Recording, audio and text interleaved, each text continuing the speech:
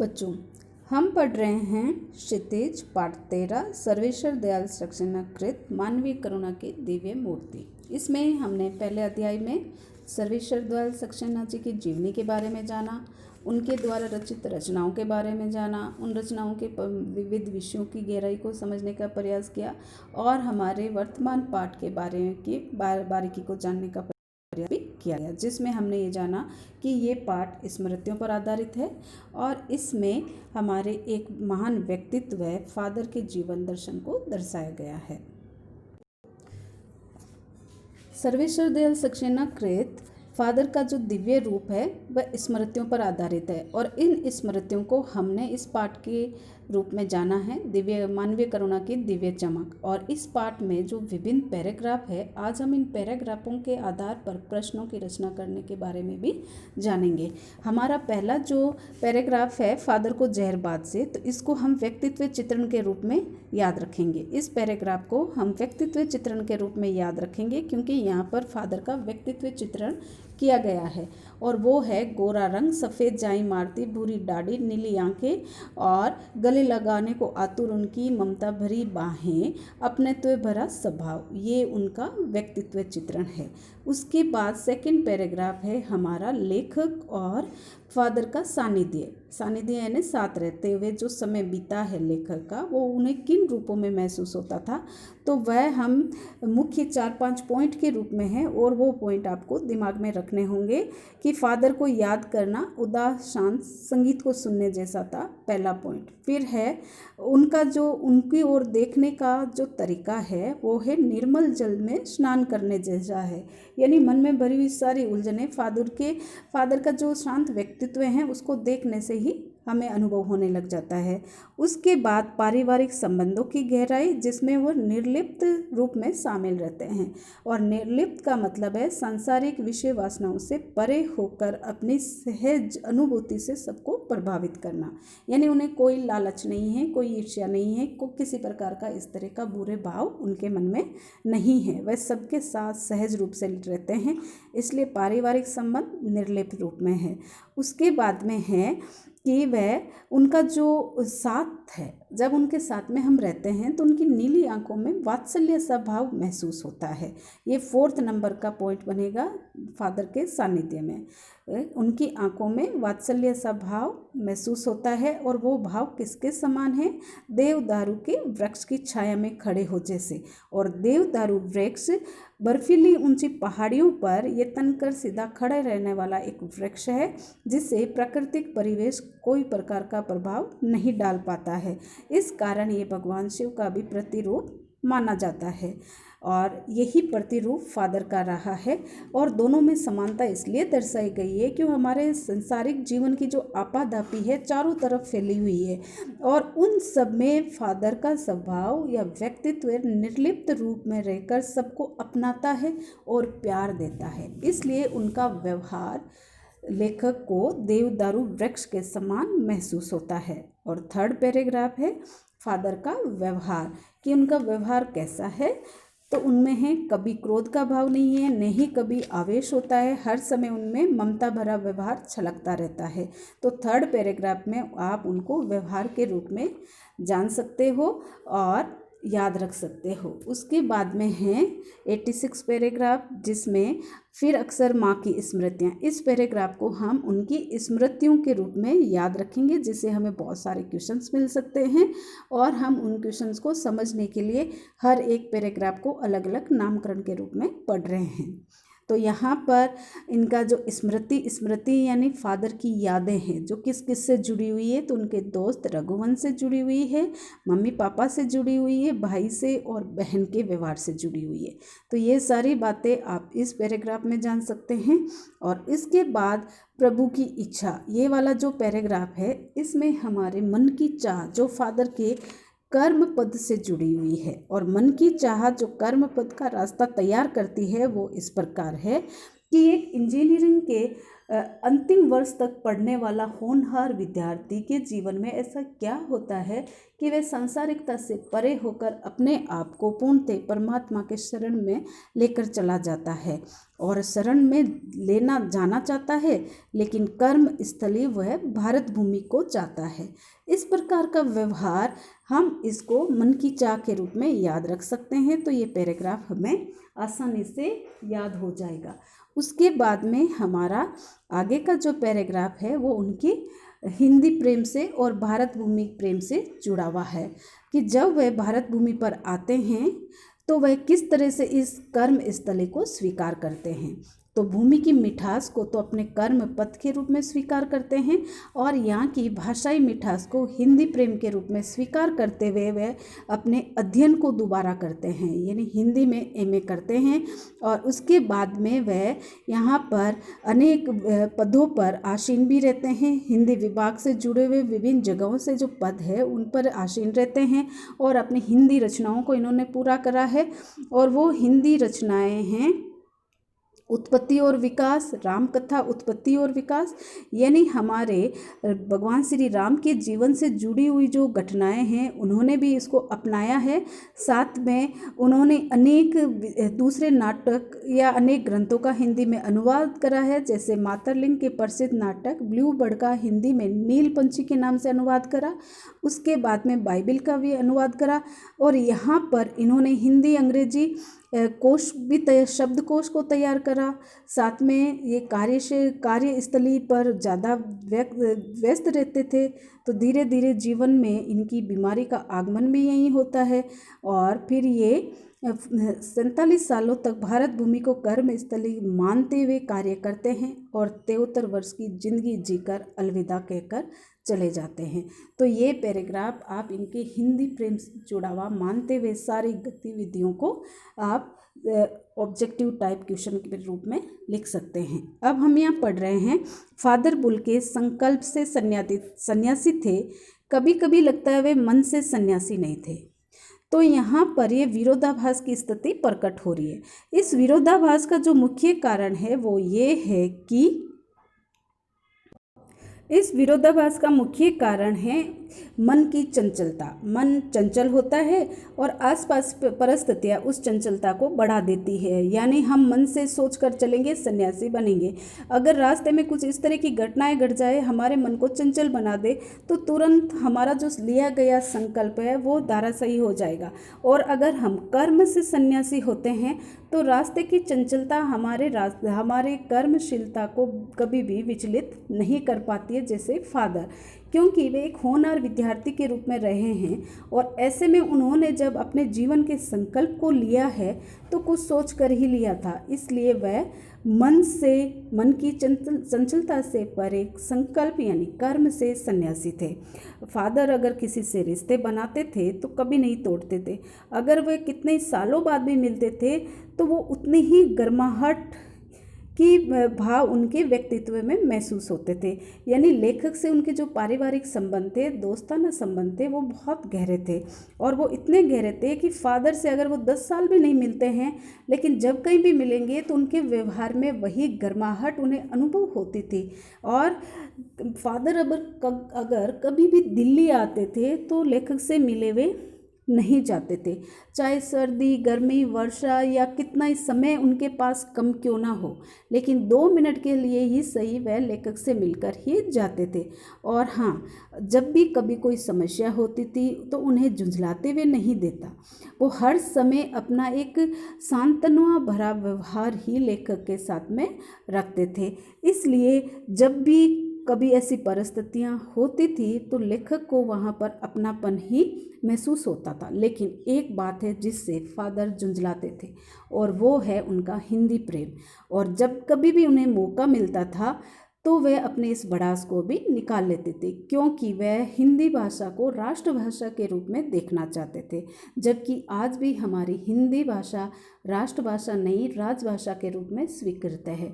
इसका मुख्य कारण है कि अभी बहुत से राज्य भारत के ऐसे हैं जहाँ हिंदी को पूर्णतः कार्यालय भाषा के रूप में स्वीकृत नहीं किया गया है, इसलिए यहाँ ये उपेक्षित रहती है। और हिंदी भाषा का ऐसा उपेक्षित व्यवहार फादर को अच्छा नहीं लगता था, और वह इसे पूर्णतः राष्ट्रभाषा के रूप में देखने के लिए जब भी इन्हें मौका मिलता था तो वह अकाट्य तर्क देते थे। अकाट्य तर्क से मतलब है जिन तर्क यानी उदाहरण, उन उदाहरणों को कोई तोड़ नहीं सकता है, इस तरह के उदाहरण देकर अपनी बात को ये मजबूत रखते थे और हिंदी भाषा को पूर्णतः ये राष्ट्रभाषा के रूप में आगे बढ़ाने के लिए प्रेरित करते थे। क्योंकि हमारी मातृभाषा है जिसमें हम सबसे पहले बहुत मिठास भरा शब्द माँ बोलना सीखते हैं, तो हम उसी मिठास को हमने हमारे जीवन में आगे लेकर चलना चाहिए। जबकि आने वाली पीढ़ियों के द्वारा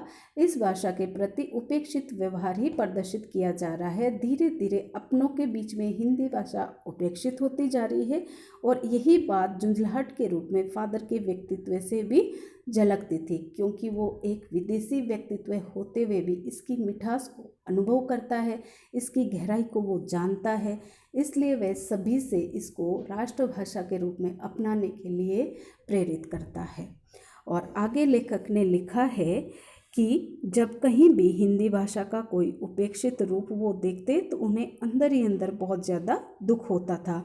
घर परिवार, निजी दुख तकलीफ, अगर इस तरह का कोई भी किस्सा फादर के सामने आता तो वहाँ पर एक जादू भरे सांत्वना वाले 2 शब्द इस तरह सुनाए जाते फादर के द्वारा कि हमारे मन में छाया हुआ अंधेरा रोशनी से भर जाता, और एक ऐसा भाव महसूस होता जैसे हम कोई गहरी तपस्या से निकलकर बाहरी परिवेश में आ गए हो, जहाँ हमारे सामने कोई दुविधा नहीं है, दूर तक फैला हुआ साफ सुथरा उजाला हमें दिखाई देता है।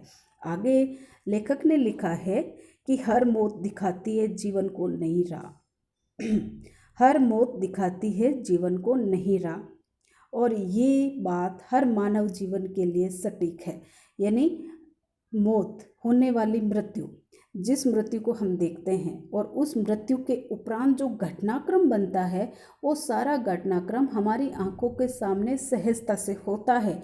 हम उसे देखते भी हैं, विचलित भी होते हैं, लेकिन अफसोस उस घटना को कुछ घंटे भी नहीं बीतते हैं कि हम सारी बातें भूलकर पूर्णतः सांसारिकता में रम जाते हैं।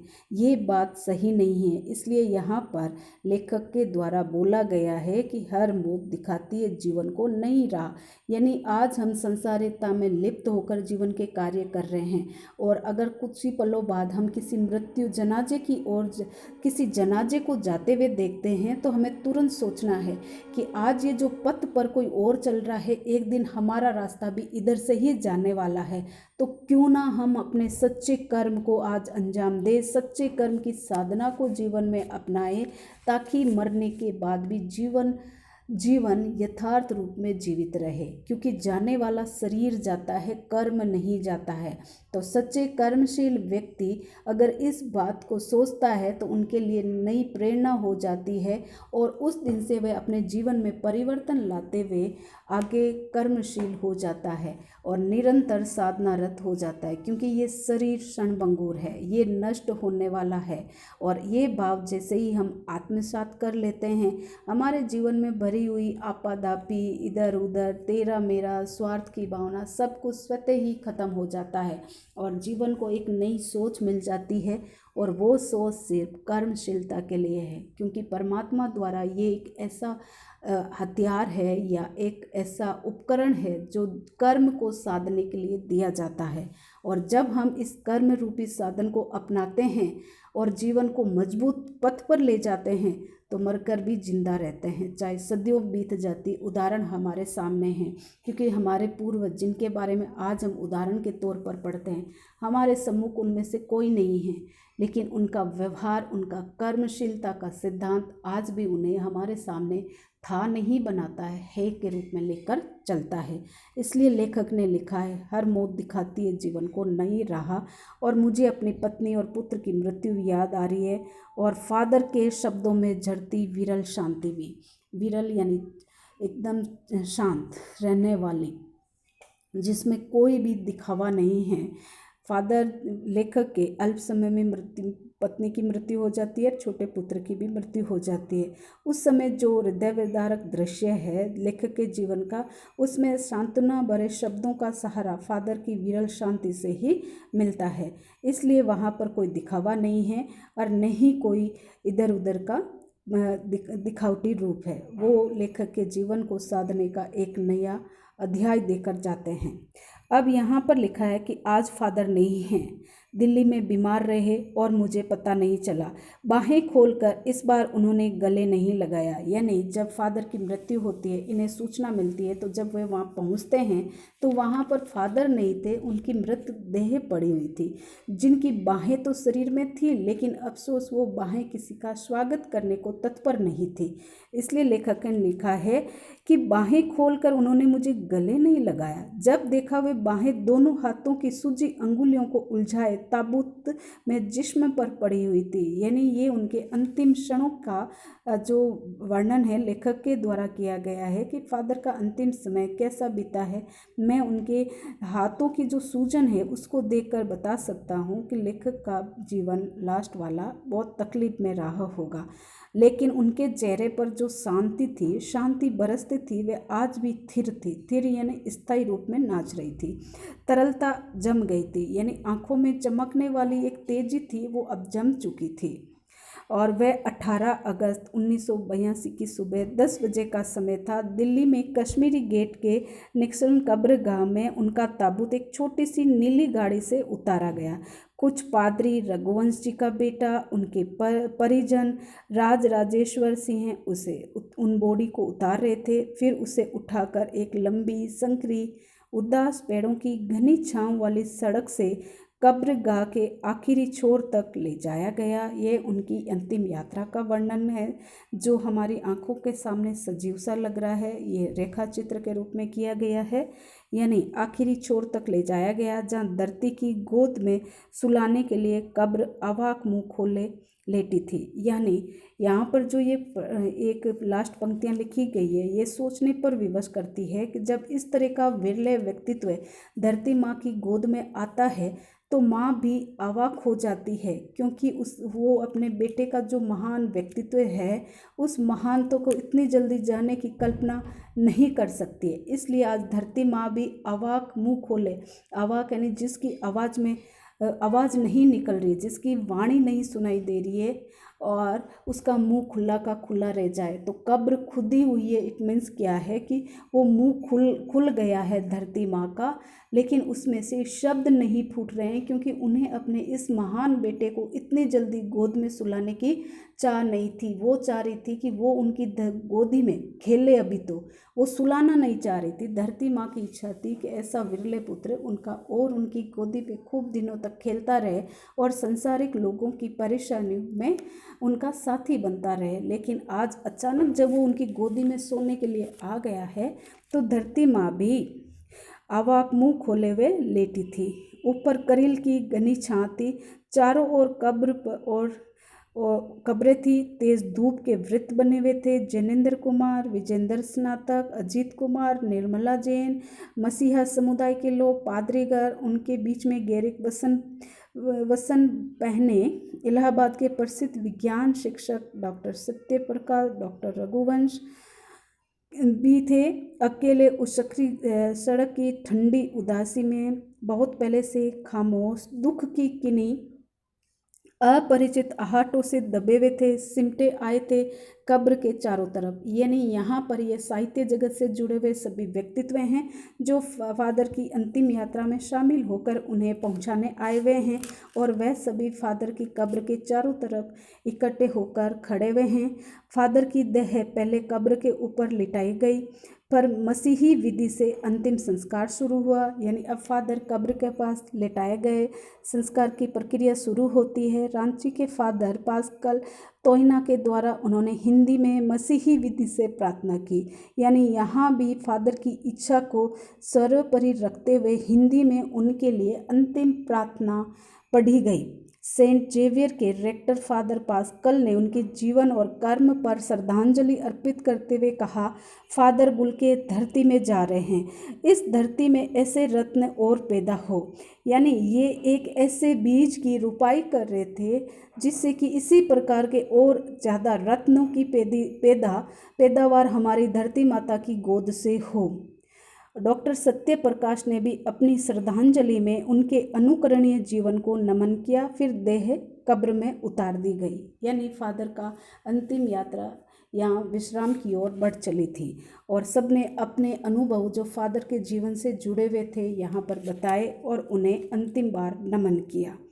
अब लेखक का खुद के विचार जो इस प्रकार है, मैं नहीं जानता इस सन्यासी ने कभी सोचा था या नहीं कि उसकी मृत्यु पर कोई रोएगा। यानी फादर है, सन्यासी है, तो सन्यासी की जीवन जब अंतिम क्षणों की ओर प्रस्थान करता है तो वहाँ रोने के लिए कोई स्थान नहीं होता है। वो परमात्मा की गोद में जा रहा है तो ये मानकर शांति का अनुभव करते हुए भगवान की आराधना की जाती है, न कि रोया जाता है। तो शायद फादर ने भी नहीं सोचा होगा कि उनकी मृत्यु पर कोई रोएगा, लेकिन आज एक सच्चे सन्यासी के अपने कर्म पथ को साधते हुए जब अंतिम रास्ते की तलाश की गई है, उसकी ओर प्रस्थान किया गया है, तो वहाँ रोने वालों की कमी नहीं थी।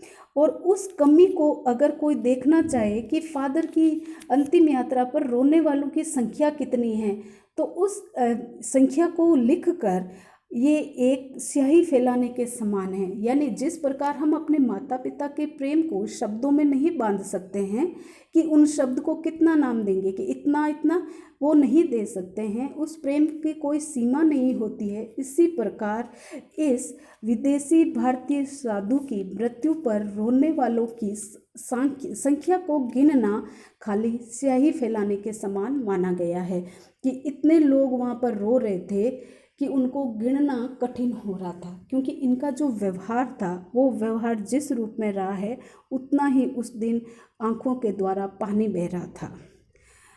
इस तरह हमारे बीच से वे चले गए, हम में से सबसे अधिक छायादार, फल फूल गंध से भरा, सबसे अलग, सबका होकर सबसे ऊंचाई पर मानवीय करुणा की दिव्य चमक में लहराता हुआ खड़ा रहने वाला वृक्ष, जिसकी स्मृति हम सबके मन में जो उसके निकट थी, किसी यज्ञ की पवित्र आग की आंच की तरह आजीवन बनी रहेगी।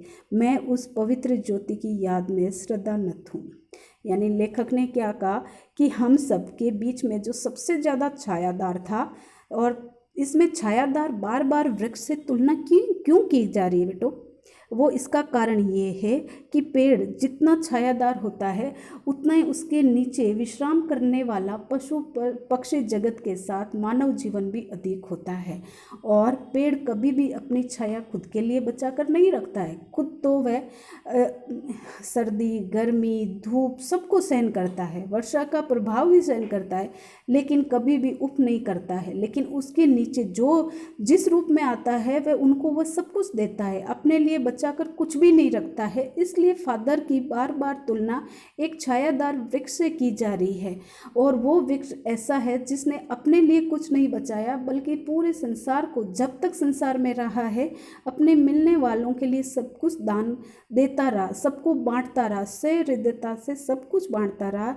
इसलिए फादर का व्यक्तित्व सबसे ज़्यादा छायादार, फल फूल और सुगंध से भरा हुआ था, और वो एक ऐसी ऊंचाई पर थे जिसकी बराबरी आज भी हम नहीं कर सकते, क्योंकि उनमें मानवीय करुणा की दिव्य चमक थी, और उसी से वे लबालब भरे हुए सबके साथ अपने अस्तित्व को विलीन करते हुए रखते थे। यानी अलग नहीं थे, विदेशी होते हुए भी उनके अपने थे। और इतना महान विरला व्यक्तित्व जब यहाँ से जाता है तो वो एक संबंध, एक ऐसी स्मृति में बदल जाता है, और वो स्मृति लेखक के लिए यज्ञ की पवित्र आँच थी। और यज्ञ की पवित्र आँच से क्या तात्पर्य है कि वैसे तो अग्नि से हमें डर लगता है और हम उससे दूर जाते हैं, लेकिन जैसे ही घर में कोई भी धार्मिक अनुष्ठान होगा, पूजा साधना होगी, गई तो हम घर में एक यज्ञ का आयोजन करते हैं, तो अग्नि को प्रज्वलित करते हैं, क्योंकि उसमें हमारे मन के भरे हुए जो विकार है वे स्वतः ही जल जाते हैं और वो स्वतः ही जल जाते हैं और पवित्रता हमारी बाहर निकल कर आती है। तो ऐसा ही पवित्र व्यवहार फादर का रहा है कि फादर जिनके साथ भी रहते थे तो उनके साथ रहने से हमारे मन में भरे हुए विकार है वह सारे ही जल जाते थे और पवित्रता बाहर निकल कर आती थी। तो इस प्रकार फादर का यहाँ व्यवहार लेखक के लिए यज्ञ की पवित्र आग के समान भी रहा है और इस कारण उस पवित्र ज्योति को ये हर समय याद करते हुए श्रद्धा में सिर झुकाते हुए नमन करते हैं। तो इस प्रकार ये फादर का महान व्यक्तित्व स्मृतियों पर आधारित है, संस्मरण लेखन का रूप है, जिसे लेखक ने बहुत सुंदर शब्दों के माध्यम से सजाया है।